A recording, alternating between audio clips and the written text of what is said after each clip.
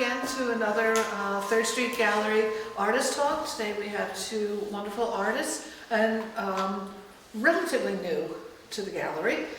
Lisa Domenic and Alphonse Lane will be talking about their shows. So first will be Alphonse talking about his show, Stoic Dirty. Thank you, Alphonse. Thank you.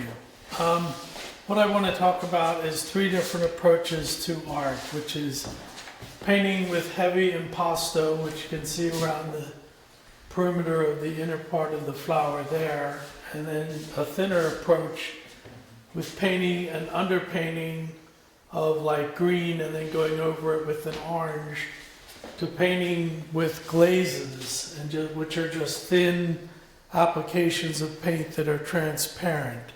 Another thing I want to point out is if you look at the photographs I have, you can see that the Bosch is very much different in its painting than it is in the photograph, as well as the daffodil. And that's the painting, and then the photograph itself is much different. And then the other 3 pairs are just, well, 4 pairs are just simply executions from photograph that I did. Obvious question, I think. Why bears? I'm a professional cook and I work with them all the time. The glazes was a style of painting that I did for about 20 years. In working with this, I painted these objects in the table first, and this was all white. It was just gesso. Then when that dried, I went over the whole panel with a 3-inch wide brush, going over the objects themselves also. Then I let that dry. Then I repainted the objects out of the background to bring them into the foreground. Okay? Then with the daffodil, in order to make it pop, they say in oil paint you have to build your whites or your light colors out of the background.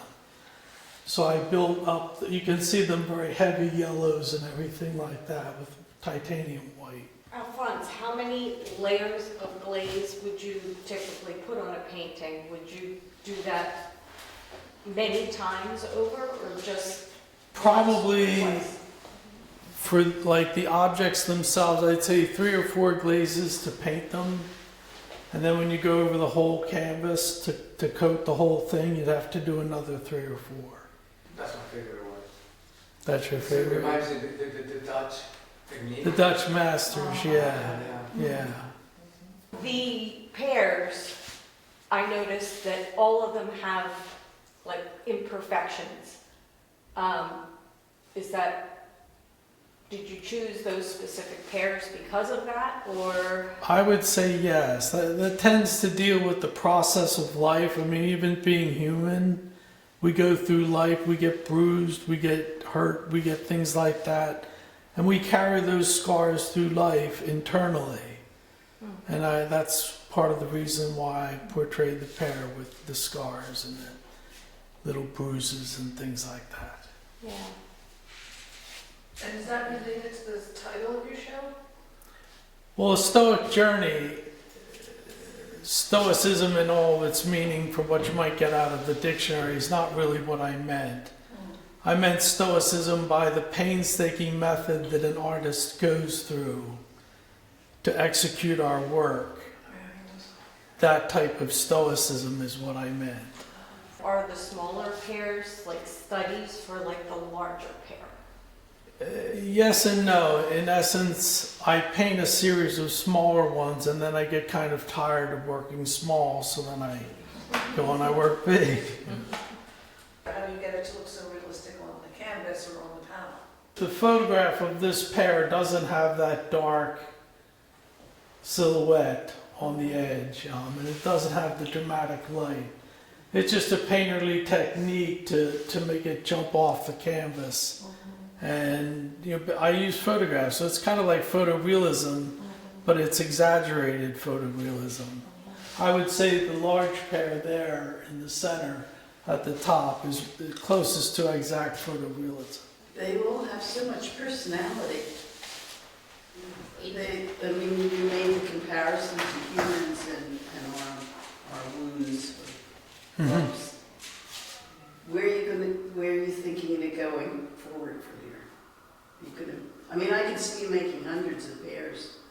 And they I all have be another different. one going at home right now. They all be different, they're so wonderful, but what do you want to do next? That's tough to say. Whatever inspires me, whatever, evokes the desire to paint something, I go ahead and I do it. I have a couple abstracts going on at home right now too, so.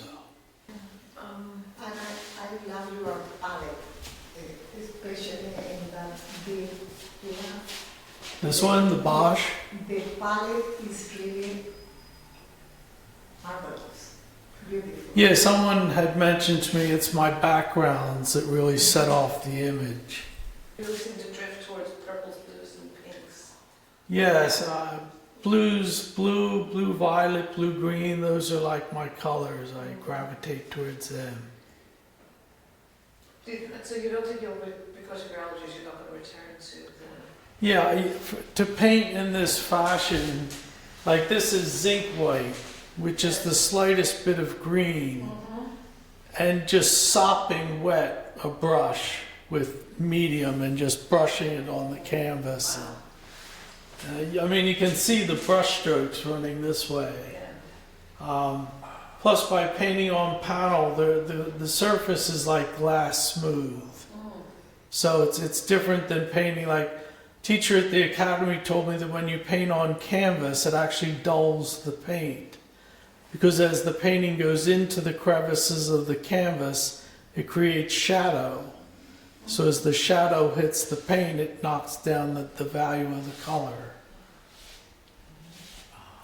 So is that why you tend to paint on panel then, rather than canvas? That's why I prefer to paint on panel, yeah. Gives you more vivid colors.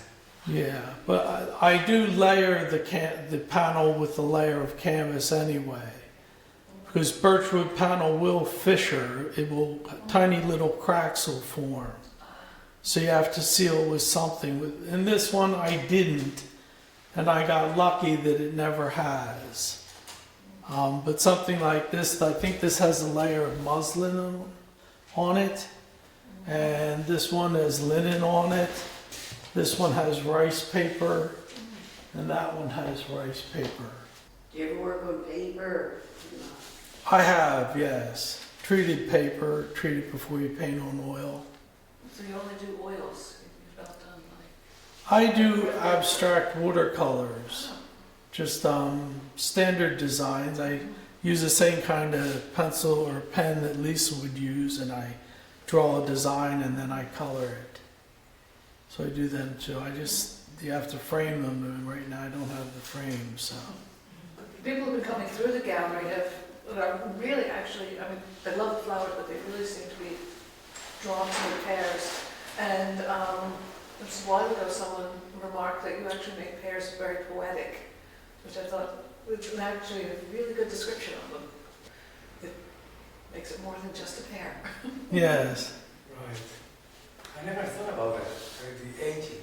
I mean, the scars of life and things like that. Next time I'm going to see a pear or any kind of fruit, I'm going to think about that. Well, another thing about a pear is that they don't last. If you put them in the refrigerator, they'll go bad in 3 or 4 days. Yeah. If you put them on the counter, it's even worse.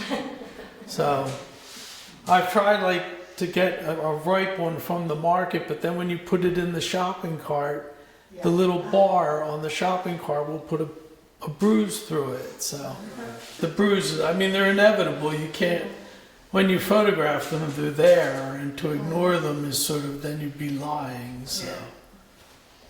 Well, thank you, Alphonse. Okay.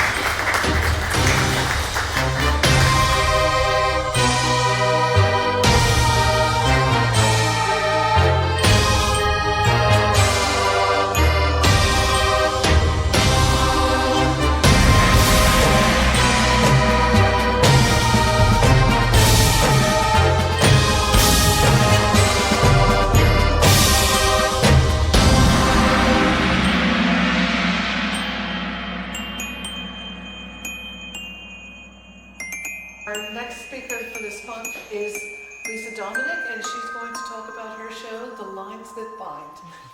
Thank you, Tricia. Hi, everyone. My name is Lisa Domenic. I'm a Philadelphia artist. I was raised here, grew up here, worked here, went to school here. And about 7 years ago, the City of Philadelphia and Creative Philadelphia had a program. It was Art in City Hall. And it was for employees of the city or their family and amateur artists to put in what they've created and, just to have it out for display. So I was brave enough to put out some of my art. And it starts with a fist, won Best in Show. And I was like, wow, maybe there's something to this. Maybe I should paint more than once a week. Maybe I should explore this more fully. So I put this in the middle, but I guess I'll start over here. I said I was a nurse, and I was an ER trauma nurse. And that is actually where I met my husband due to unfortunate circumstances. That was back in the 1990s when gunshots were at an all-time high. And fast forward now, almost 30 years, and it's even higher. So a lot of my artwork kind of reflects, I guess, that part of me being a nurse and reacting to what I see around me. And it starts with a fist. Because that was in the City Hall show, I met a wonderful woman named Laura Madeline, who is the curator of the Soul Shot Project. And it was after that gave me the courage to actually come out and talk to other artists and maybe take a chance at doing some other things. The Soul Shot Project, which started 7 years ago, was at the Chestnut Hill Memorial. And this, I had no idea that there was going to be a t-shirt memorial to the lost that day.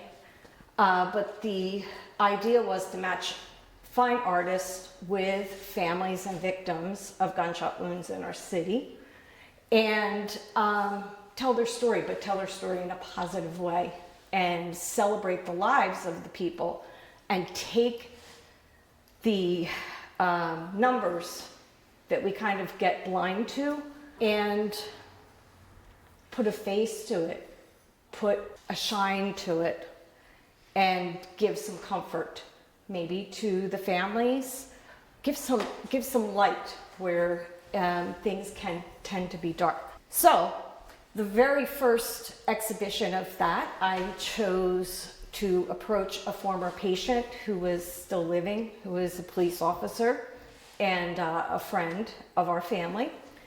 And they were so thrilled to be asked because so often you hear about a gunshot victim and you say, wow, that's terrible, but there's another one, and there's another one, and there's another one, and they get lost in the shuffle. So for them to be asked to be part of it was something that they felt was a positive. And if it could prevent one more person from being a victim, then it would be worth it to be part of that.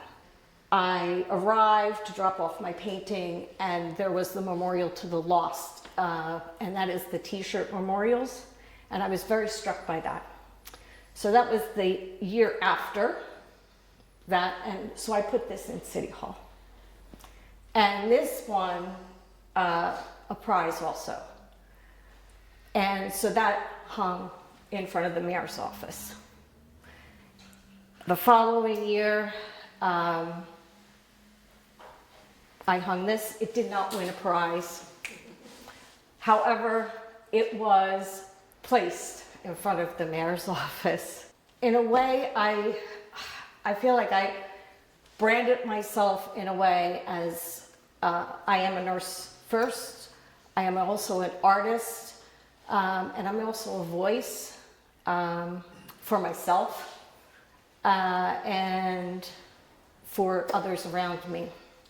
The rest is where it's led over the past 7 years. Where I started with the oils and taking a few workshops and really being amateur and learning techniques as a second vocation, let's say, has evolved in a way that I'm trying to make connections. When I did my first painting that got some attention and had my name out there and people asking me about my art, it led to the next connection. And it led to the next connection. And it just seemed like over the past 7 years, every step I've taken has led to a new opportunity or a new story. It's almost like making connections to who I am and figuring out who I am now that I am not who I was. So I think that's where the line work has started to emerge. And that's after taking workshops in many different mediums. And last year I got a studio for myself, and I spent my first time actually really trying to build a body of work. And I went with the watercolors. Because I was unable to stand for a time, because the oil paintings I usually stand to do, but last summer I injured my foot, partly because I'm clumsy, and partly maybe due to some of my medical problems, and I had to be off my feet for like 6 weeks. But I could stay like sitting and do watercolors, and I started to do the watercolors and do the line work on a few pieces. And when I got done, I was like, wow, I think that's kind of neat. I put some of those pieces out to different shows, jury shows, and people gave me a lot of good feedback about them. It's to the point now that I feel like if I go to do oil painting, afterwards I'll do a watercolor maybe of the same place. I wish I had, we'll go to the storm. This is after the storm. And this was, I passed a church that I actually used to belong to or go to. And there was a storm that was either coming or going, right? And on one side was this glorious sunset. On the other side was this menacing cloud. And I thought to myself, like, wow, I'm like, that's gorgeous. I want to paint it. So I did paint it in oils. But then afterwards, I decided to paint with the watercolors. And in the end, I was more happy with the watercolors and sitting and doing the line work. I paint the representative work in watercolor almost the same way I approach oils, in an impressionistic way, using bright colors, fast and getting it down. And then I take the ink and do a continuous or nearly continuous line drawing around what I have put down in the watercolor. This is done on rice paper, as well as the travel log here at the end. And that was kind of done the same way. I threw all the color down I made my brush marks. I added color on top of color until I thought I had everything that it needed. And then I went back with the pen and tried to kind of deconstruct it or connect it. I'm not quite sure, you know? There's where I'm going. I'm going to continue with more of the watercolor, I think, for the next bit of time. So I would envision the ink line kind of like the thread that holds it all together. Yeah. I think that's why I titled my show The Lines That Bind. I saw the lines, especially with the colors, like even in a prism. Like if you have a prism, the colors are laid out Roy G. Biv, but in between each color, there is a break, there is a line. And I think no matter what I'm creating, the lines are maybe what's underneath. We can see the color, the darkness we don't see, but when the light hits an object or makes the form around something, the lines are there. We just don't always see them. I don't know if that makes sense. That's what binds. And I think that's what I was trying to go for. The circles were part of a dream. And I saw many circles, one right after the other. So I saw a circle and it had fascinating things inside of it. And I thought, wow, that's kind of cool. And it dissolved and another circle appeared with different things.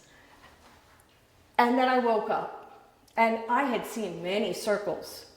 And I was like, well, that was very, very interesting. So I tried to remember what I had seen. And that was what I was going for with the circles. I have a sketchbook where I have the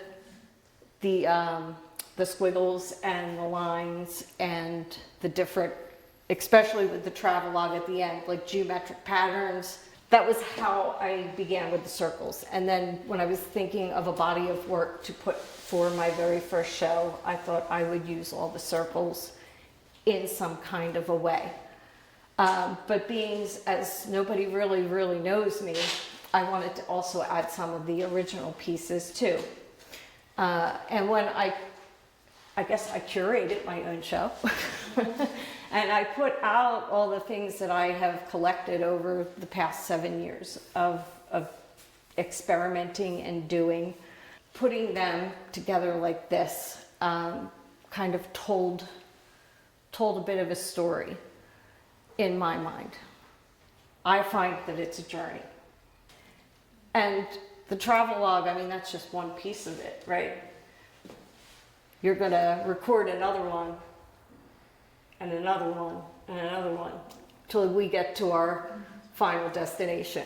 If I may, the center, the first piece, you had, when you brought that in, you said that was actually based on an actual event. Can you talk Yeah. about that? Oh, the actual event. And what is the shadow of the person saluting? My painting process, a lot of times, is intuitive.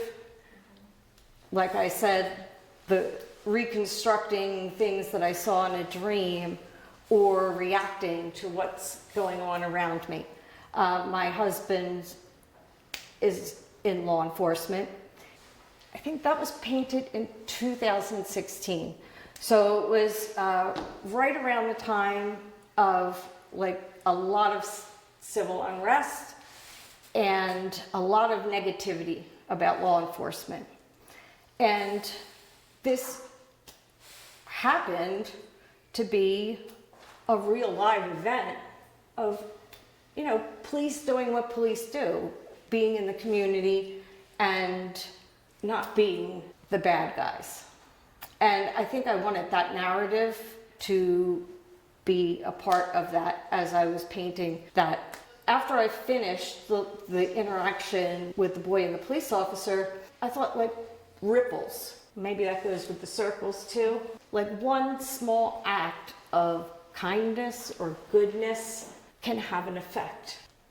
That was also the year that Police Officer Wilson passed away, and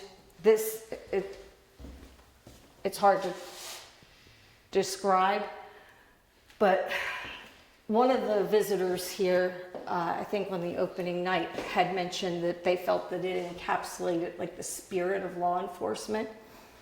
I would say maybe the spirit of Philadelphia altogether, because I find we definitely have a certain kind of spirit, a good spirit. We have a good spirit. You know, Lisa, when you said a journey, and I was thinking before you said that you've really been on a journey. 7 years is not a lot of time. You started with something really interesting, but you took like a left turn somewhere. I did. Or a right turn or something. It'd be interesting to see where you go. Having the vivid dreams and actually like putting them to paper. Like why we all dream. Most of the time we don't remember it. Sometimes we do. But trying to capture that and figure out what that means. Maybe it doesn't mean anything, but maybe it means something. I just thought I'd share it. No harm in sharing. We should all share more. So these are the colors you actually see in your dreams? Yeah. Sometimes it's more analog. Am I dating myself by saying analog? Or just green and black? What's that, The Matrix? No. But I tend to enjoy going with the blue. I think that's where my color, most of the colors are.